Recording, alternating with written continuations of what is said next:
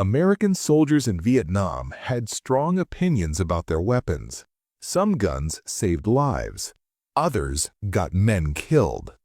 This breakdown covers the most despised firearms used by U.S. forces based on after-action reports, military investigations, and soldier testimonies documented in official records and memoirs. These weren't just inconvenient weapons. They were guns that failed when lives depended on them, that soldiers actively tried to avoid carrying, and that caused casualties through mechanical failure rather than enemy action. If you're a veteran watching this, you already know these guns intimately. For everyone else, pay attention. This is the side of war that rarely makes it into textbooks or movies. Let's start with the weapon that earned more hatred than any other in the entire war. The early M16 didn't just malfunction, it got soldiers killed in firefights because they couldn't return fire. When the M16 first deployed to Vietnam in 1965-1966, it arrived with a reputation as a space-age wonder weapon. Lightweight, high velocity, easy to shoot. Reality hit hard.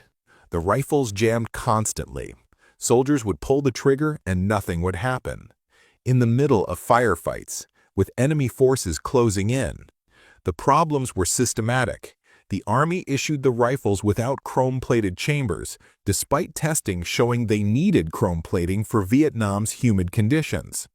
The powder used in the ammunition was changed from the original specification to save money, creating more fouling and residue. Soldiers weren't issued cleaning kits initially because the rifle was marketed as self-cleaning. It wasn't. Congressional investigations in 1967 documented the scale of the disaster.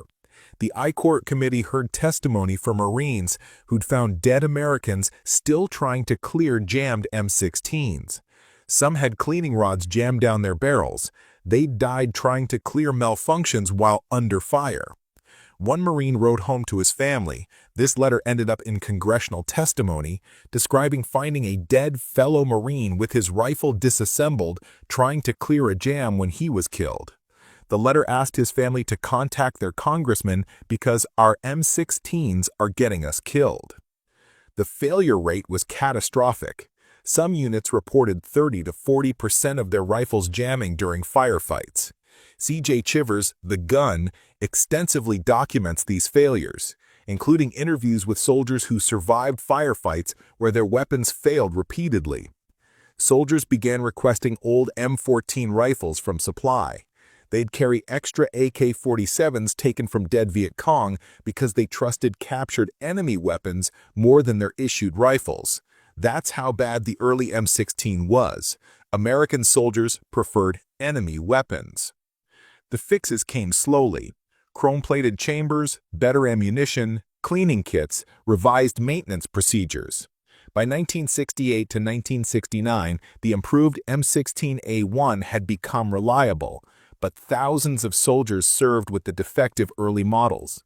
The weapon's reputation never fully recovered, even after the problems were fixed. The M60 was the squad automatic weapon, meant to provide sustained fire support. Soldiers called it the pig, not affectionately. Weight was the first problem. At 23 pounds unloaded, plus ammunition belts, the M60 was a burden. The gunner carried the weapon, the assistant gunner carried spare barrels and extra ammunition.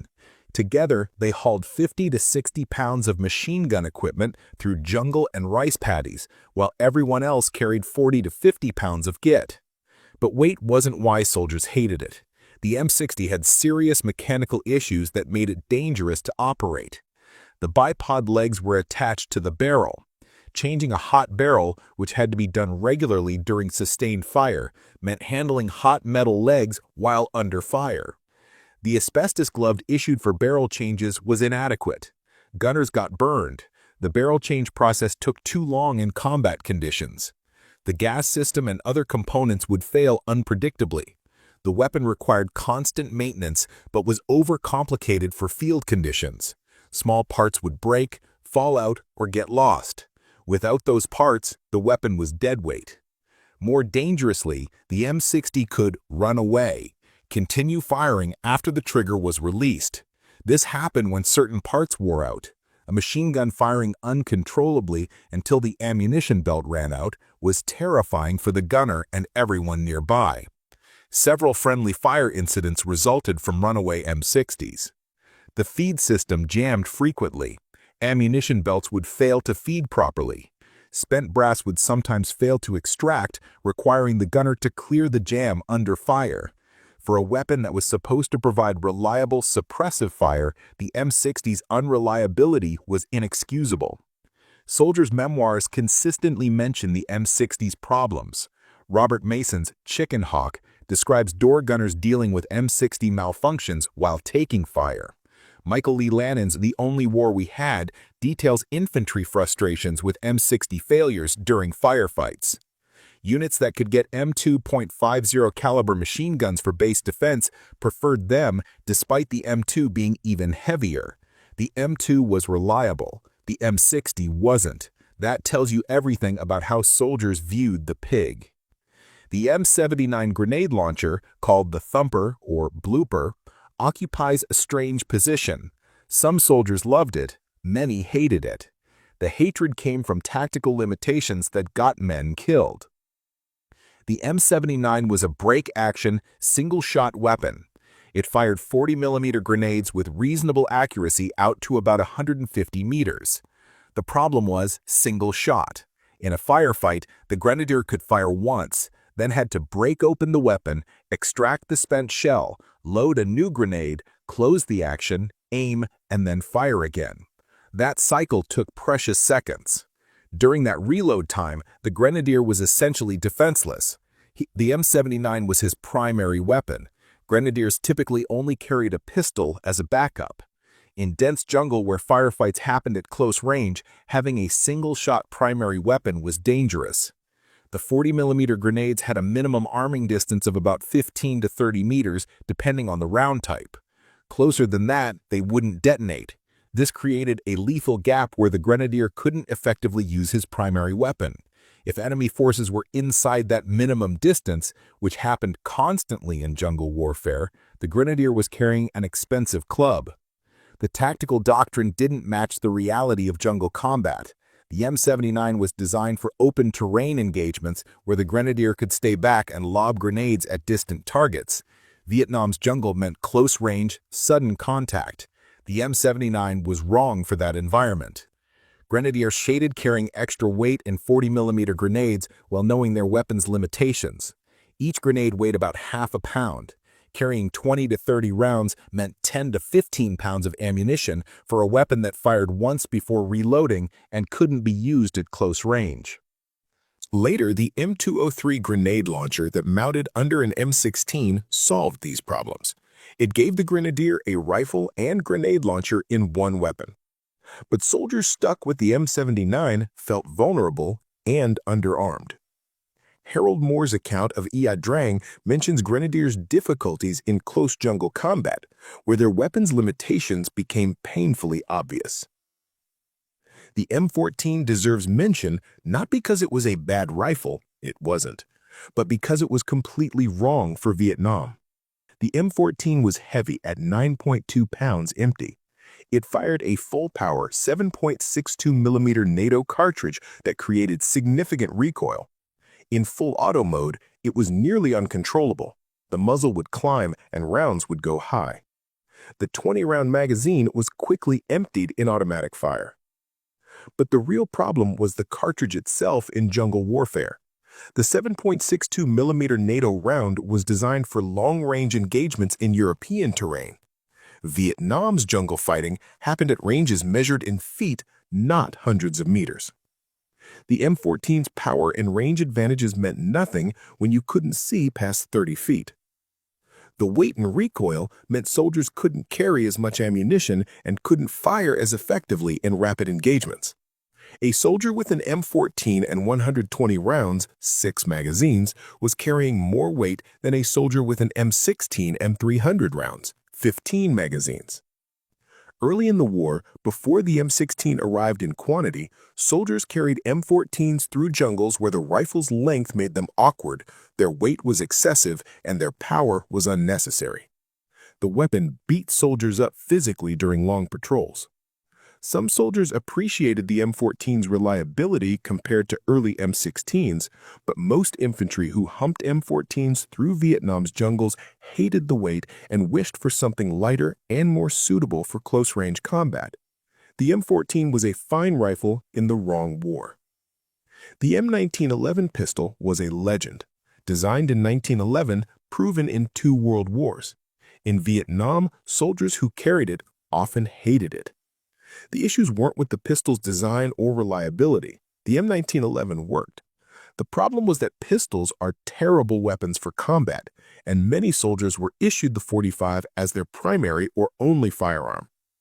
Officers, radio operators, vehicle crew, some helicopter crew, and M79 grenadiers often carried the M1911 as their primary weapon. In jungle combat, where sudden contact at close range was common, having only a pistol was terrifying. The M1911 held 7 rounds in the magazine plus 1 in the chamber, 8 shots, then a reload under stress. Hitting targets with a pistol under combat conditions is extremely difficult. Handguns require far more skill and practice than rifles. Most soldiers weren't expert pistol shooters. The .45 ACP cartridge was powerful but had significant recoil. Follow-up shots were slow. The heavy trigger pull of standard M1911s made accurate shooting harder.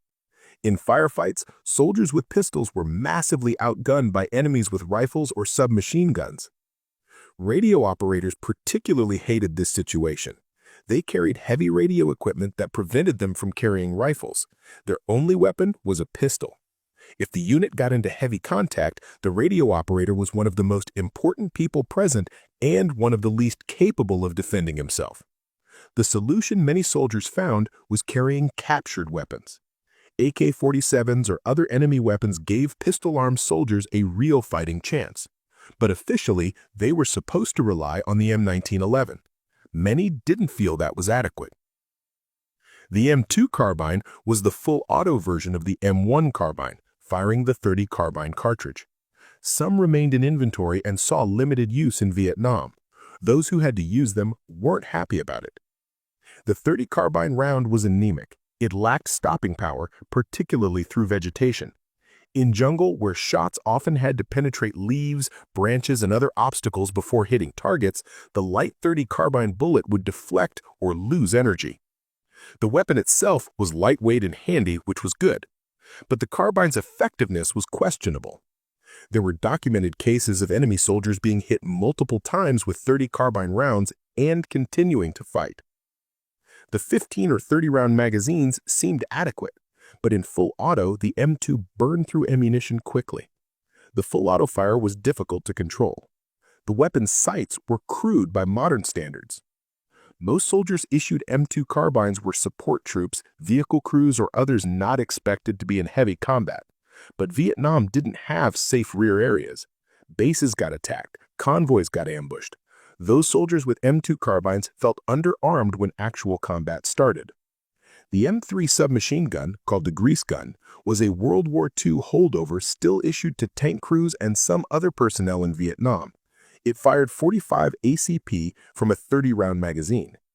This weapon was crude by design, stamped metal construction, simple blowback operation. It was reliable enough and cheap to manufacture, but it was obsolete by Vietnam. The rate of fire was slow for a submachine gun, about 450 rounds per minute. The accuracy was poor beyond close range. The sights were barely adequate. The stock was wire that didn't provide a stable shooting platform. Most critically, the .45 ACP cartridge from a submachine gun had very limited range and penetration. In jungle combat, the M3 was only useful at extremely close ranges. Beyond 50 meters, it was nearly useless. Tank crews issued the M3 knew they were carrying antiques. If they had to abandon a damaged vehicle and fight as infantry, they'd be doing it with a weapon that was outclassed by nearly everything the enemy carried. Some crews acquired rifles or other weapons to supplement the M3s they were officially issued. The M72 Law was a disposable rocket launcher designed for anti-tank warfare. In Vietnam, where enemy tanks were rare, it got used against bunkers and fortifications.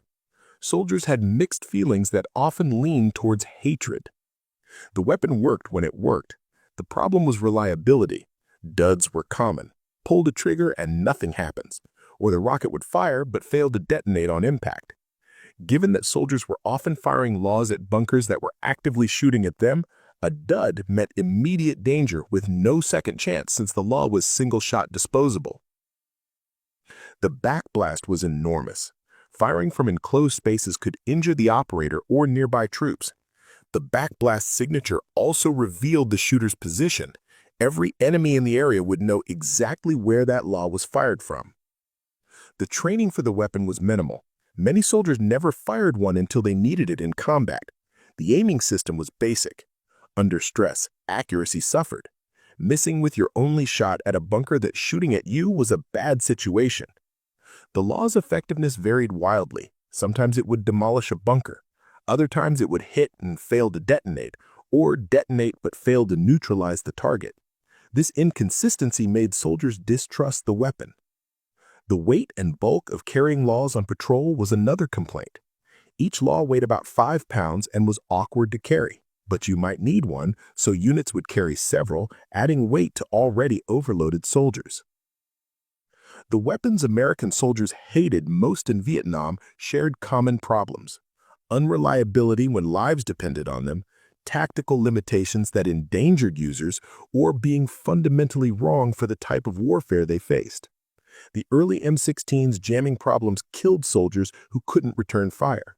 The M60's mechanical issues made it unreliable exactly when reliable fire support was critical. The M79's single-shot limitation left grenadiers vulnerable. The M14 was too heavy for jungle warfare. The M1911 pistol was inadequate as a primary weapon.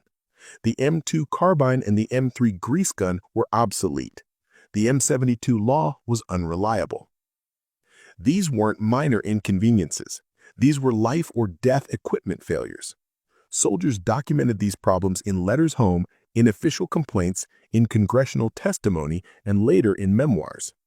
The weapons that failed earned lasting hatred from those who had to carry them into combat. Understanding these weapon failures is part of understanding the Vietnam experience. Equipment shortcomings added another layer of stress and danger to an already deadly environment.